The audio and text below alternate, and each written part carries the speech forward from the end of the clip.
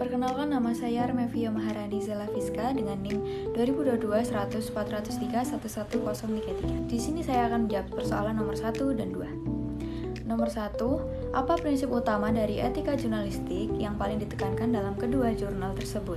Apakah prinsip tersebut masih relevan di era jurnalisme digital dan bencana? Untuk jawabannya yaitu prinsip utama etika jurnalistik yang ditekankan dan relevansinya di era digital dan bencana. Prinsip utama yang paling ditekankan adalah akurat, berimbang, dan tidak beretikat buruk pada pasal 1 Kode Etik Jurnalistik Dewan Pers 2006, serta tidak mencampurkan fakta dan opini yang menghakimi pada pasal 3 dan tidak membuat berita sadis pada pasal 4.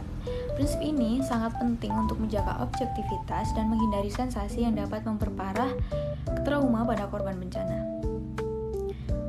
Prinsip ini juga tetap sangat relevan di era jurnalisme digital dan bencana karena media online harus memberikan informasi yang cepat namun tetap bertanggung jawab, menghindari berita yang menimbulkan kepanikan atau trauma berlebihan.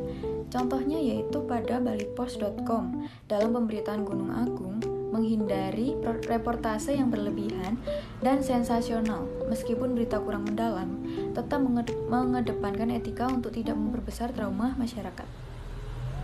Oke, untuk persoalan nomor 2. Setelah membaca kedua jurnal, menurut Anda apakah media online di Indonesia telah menerapkan etika jurnalistik secara memadai dalam pemberitaannya?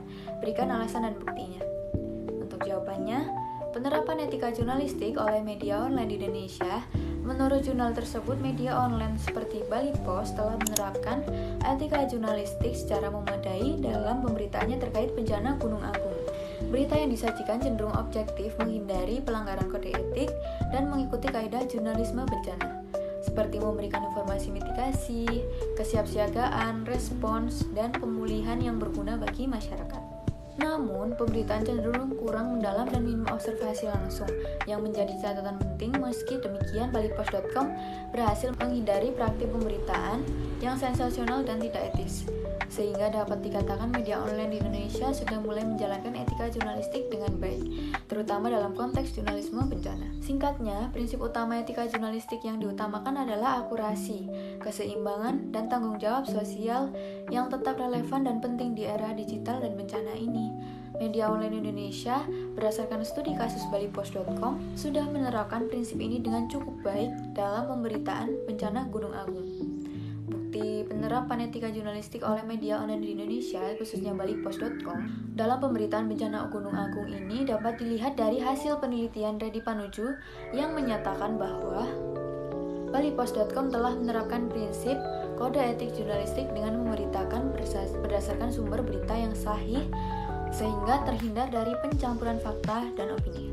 Media ini juga menginformasikan perkembangan bencana secara terstruktur, mulai dari mitigasi pra-bencana, saat bencana, hingga pemulihan masyarakat yang menunjukkan fungsi memperingatkan dan membantu mitigasi bencana secara efektif.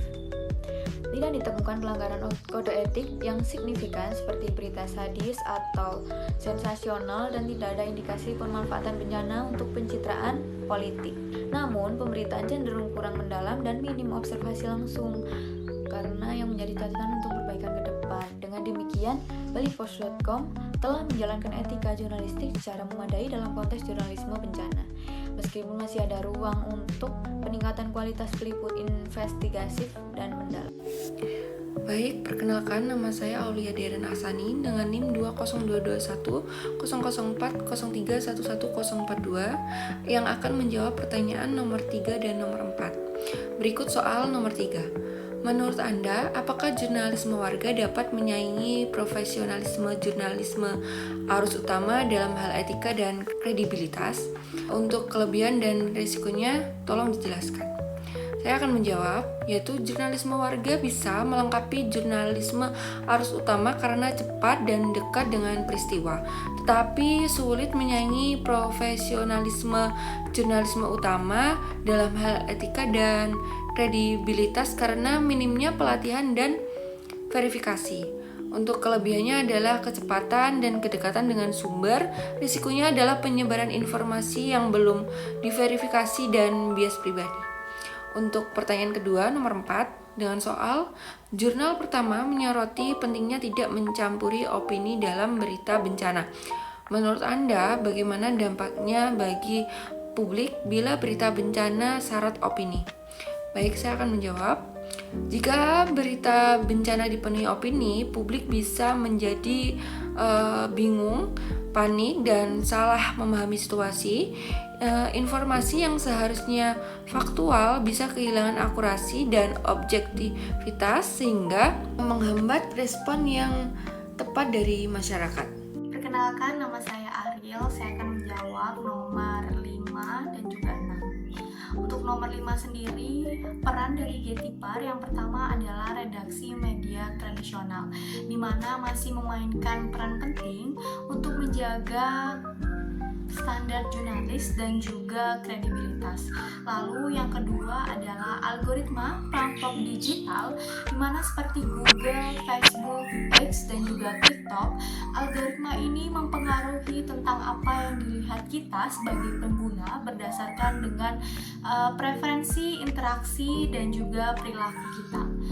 Dan juga yang ketiga adalah jurnalis warga. Kita individu yang mempublikasikan melalui platform media sosial atau juga platform independen tanpa melewati proses redaksional.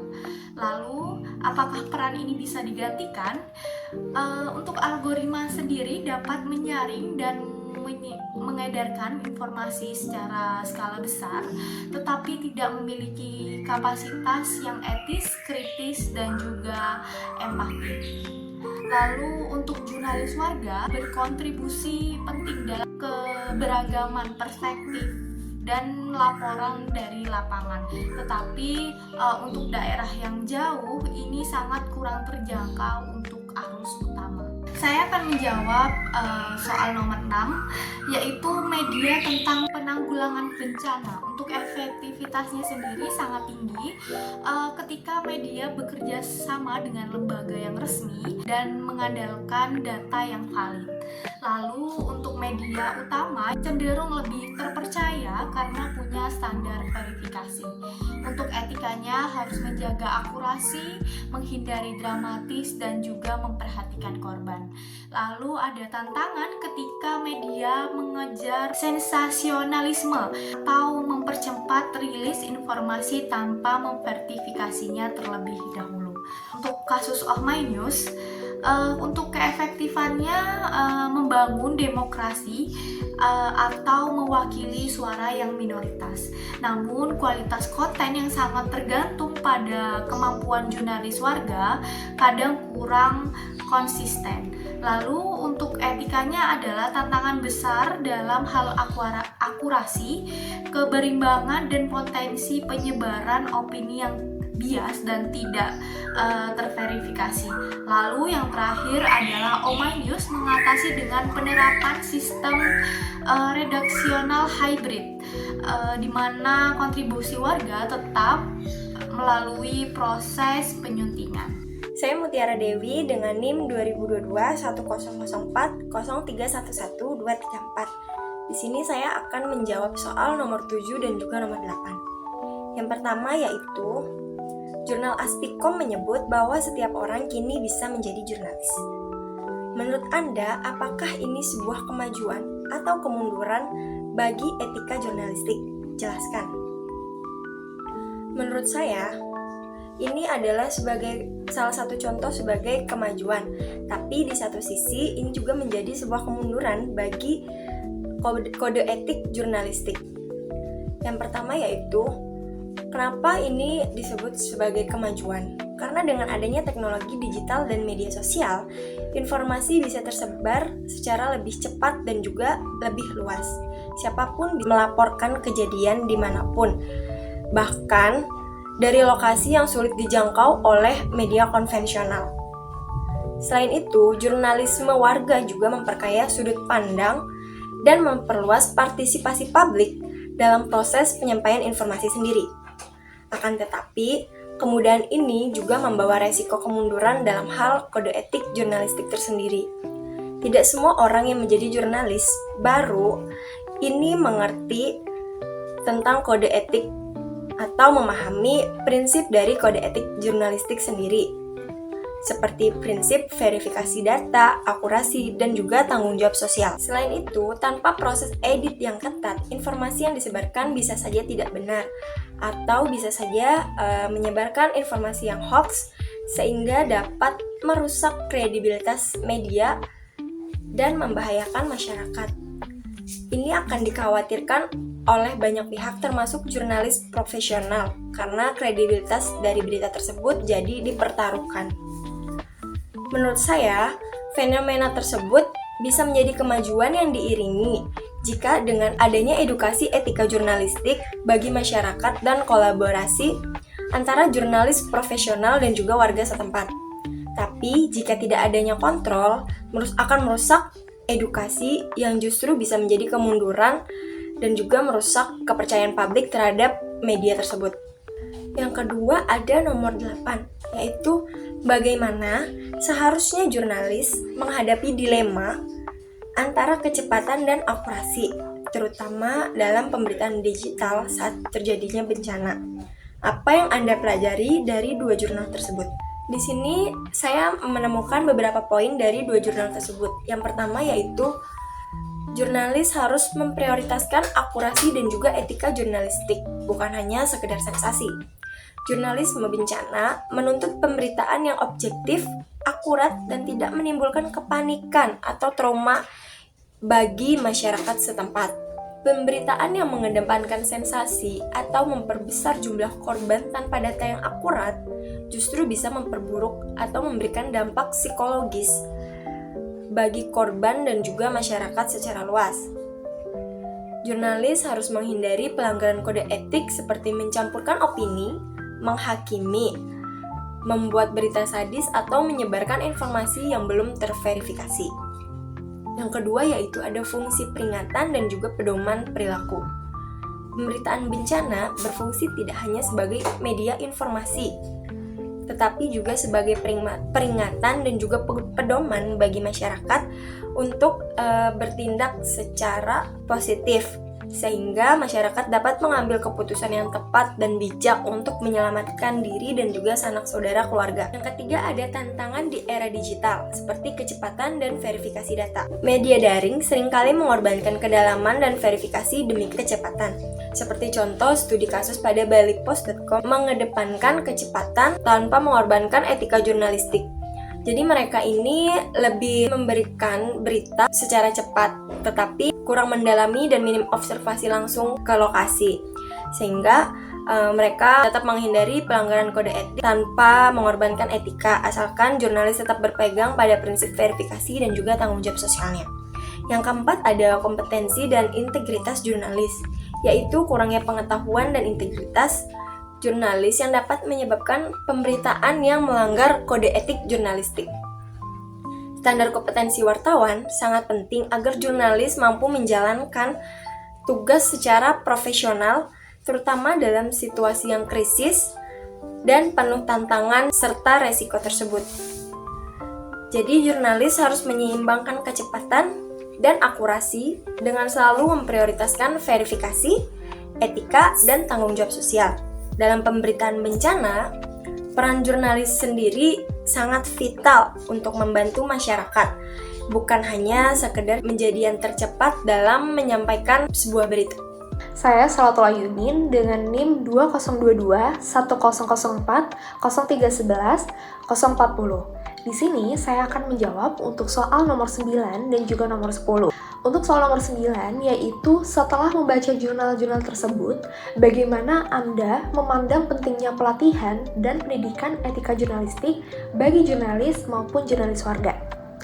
Berdasarkan kedua jurnal tersebut, pendidikan dan pelatihan etika jurnalistik bagi jurnalis profesional maupun jurnalis warga sangat penting untuk menjaga integritas, kredibilitas, dan tanggung jawab sosial. Ada di sini saya akan sebutkan beberapa poin-poin penting yang mendukung mengapa pelatihan dan pendidikan penting untuk jurnalis. Pertama yaitu meningkatkan kualitas pemberitaan. Dengan pelatihan, jurnalis dapat menghasilkan berita yang lebih komprehensif dan investigatif. Yang kedua, menjaga akurasi dan juga objektivitas. Dengan pelatihan dan pendidikan, jurnalis dapat memahami cara melaporkan fakta secara tepat tanpa bias. Ketiga, yaitu menghindari sensasional dan dampak negatif. Dengan pelatihan, dapat mengajarkan jurnalis untuk melaporkan bencana dengan empati dan tanggung jawab sosial. Lalu yang keempat yaitu mengatasi tekanan bisnis dan juga politik. Pelatihan etika dapat membekali jurnalis dengan strategi untuk menjaga independensi di tengah tekanan tersebut. Dan yang kelima yaitu mendorong kolaborasi yang sehat. Dengan pelatihan dapat memfasilitasi sinergi di mana jurnalis profesional membagikan pengetahuan mereka tentang etika, sementara jurnalis warga memberikan perspektif lokal. Dan yang terakhir yaitu mematuhi standar kompetensi dan kode etik. Dengan pelatihan etika jurnalistik akan memastikan bahwa jurnalis memenuhi standar ini dan memahami kode etik jurnalistik. Selanjutnya adalah soal nomor 10. Soal nomor 10 yaitu jelaskan bagaimana caranya agar jurnalis atau media bisa tetap menjaga integritas dan tanggung jawab sosial dalam tekanan bisnis dan politik. Sebagaimana dibahas dalam jurnal pertama. Berdasarkan jurnal menyoal etika jurnalisme kontemporer, belajar dari Oh My News oleh Yohanes Widodo, beberapa cara agar jurnalis atau media dapat menjaga integritas dan tanggung jawab sosial di tengah tekanan bisnis dan politik, yaitu ada 10 poin. Yang pertama yaitu pendidikan dan pelatihan. Dengan mengadakan pelatihan etika jurnalistik bagi jurnalis, terutama jurnalis warga, untuk memahami prinsip-prinsip dasar seperti akurasi, keseimbangan, dan verifikasi fakta. Dan yang kedua yaitu adanya kolaborasi antara jurnalis profesional dan juga jurnalis warga. Dengan melibatkan editor profesional untuk memeriksa dan memverifikasi berita yang ditulis oleh jurnalis warga. Dengan kolaborasi ini memastikan bahwa konten tetap memenuhi standar kode etik jurnalistik meskipun berasal dari sumber non-profesional. Yang ketiga yaitu adanya penerapan 9 elemen jurnalisme. Di dalam jurnal tersebut menekankan pentingnya kebenaran, loyalitas kepada publik, verifikasi, independensi, dan fungsi kontrol sosial. Media harus memastikan bahwa berita yang disajikan komprehensif, proporsional, dan relevan. Yang keempat yaitu transparansi dan akuntabilitas. Media harus transparan dalam proses pemberitaan, termasuk sumber informasi dan juga metode peliputannya. Yang kelima yaitu mengenai kode etik yang jelas. Dengan menetapkan dan menegakkan kode etik jurnalistik, seperti yang dilakukan oleh Oh My News, yaitu media dari Korea yang melarang penyebaran informasi palsu, pelanggaran privasi, atau konflik kepentingan. Yang keenam yaitu independensi dari kepentingan bisnis dan politik. Jadi, media harus menjaga jarak dari tekanan bisnis atau politik dengan memisahkan kepentingan redaksi dan juga bisnis. Yang ketujuh, mengenai kritik dan forum publik. Menyediakan ruang bagi publik untuk mengkritik atau melengkapi berita sehingga media dapat memperbaiki kesalahan dan tetap relevan dengan kebutuhan masyarakat. Yang ketujuh yaitu mengenai teknologi dan verifikasi fakta. Dengan memanfaatkan teknologi untuk memverifikasi fakta seperti cross-checking sumber dan penggunaan alat digital untuk mendeteksi hoax atau manipulasi konten. 9 yaitu kompensasi yang layak untuk jurnalis. Memastikan jurnalis mendapat kompensasi yang adil agar tidak tergoda oleh praktik tidak senonoh, contohnya yaitu penerimaan suap. Dan yang terakhir atau yang ke-10 yaitu kepemimpinan yang kuat di redaksi. Dengan peran editor yang sangat penting dalam menjaga standar kualitas dan etika, tanpa arahan yang jelas, integritas media mudah tergoyahkan. Jadi, dengan langkah-langkah tersebut, diharapkan media dan juga jurnalis dapat mempertahankan integritas serta tanggung jawab, meskipun menghadapi tekanan bisnis dan politik.